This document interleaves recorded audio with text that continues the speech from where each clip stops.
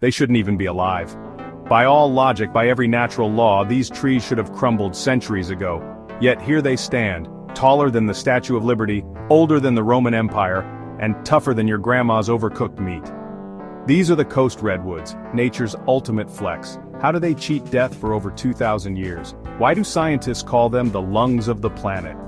And what happens if they disappear? Stick around, because once you hear what these trees are capable of, you'll never look at a forest the same way again. Most trees live like us, hit a certain age, slow down, and eventually, well, you know. But coast redwoods? They refuse to die. For starters, they can clone themselves. Yep, if a redwood falls, it doesn't just decompose and call it quits. It sprouts an entirely new tree from its roots, like a phoenix rising from the ashes, except it's not burning, it's just refusing to lose. Oh, and diseases, pests, wildfires? Redwoods laugh in their faces. Their bark is a foot thick, packed with natural fire-resistant chemicals. So when most forests go up in flames, redwoods just get a little toasty, shake off the ashes, and keep growing like nothing happened. And even if they get struck by lightning or take a serious beating, they can heal themselves, sealing off wounds and growing fresh bark like a built-in repair system.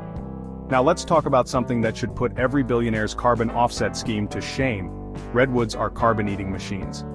These trees don't just absorb CO2, they hoard it. One single redwood can store as much carbon as 250 regular trees. That means they're literally pulling pollution out of the air and locking it away for thousands of years. No government policy, no fancy technology, just pure, unbothered efficiency. If every city planted more redwoods instead of skyscrapers, climate change might just take a step back and say, all right, my bad. You think your great-grandparents have seen a lot?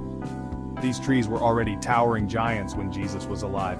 Some of the oldest ones today were just tiny saplings when Julius Caesar was running the Roman Empire.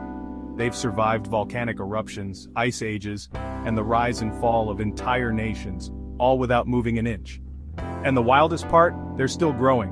A redwood's idea of retirement is reaching 380 feet and then deciding, you know what, let's go for 400. Now you'd think something this legendary would be untouchable, but guess what? Humans almost wiped them out. Before we realized how valuable they were, we chopped down over 90% of them. Why? Because apparently when people saw a 2,000-year-old natural wonder, their first thought was, hey, that would make a great deck for my backyard. Thankfully, we woke up, kind of. Conservation efforts are in place, but these trees still need protection. If we lose them, we're not just losing history. We're losing one of the best natural defenses against climate change. All right. If you made it this far, congratulations. You now know more about redwoods than most people on Earth, and if you ever find yourself standing next to one, do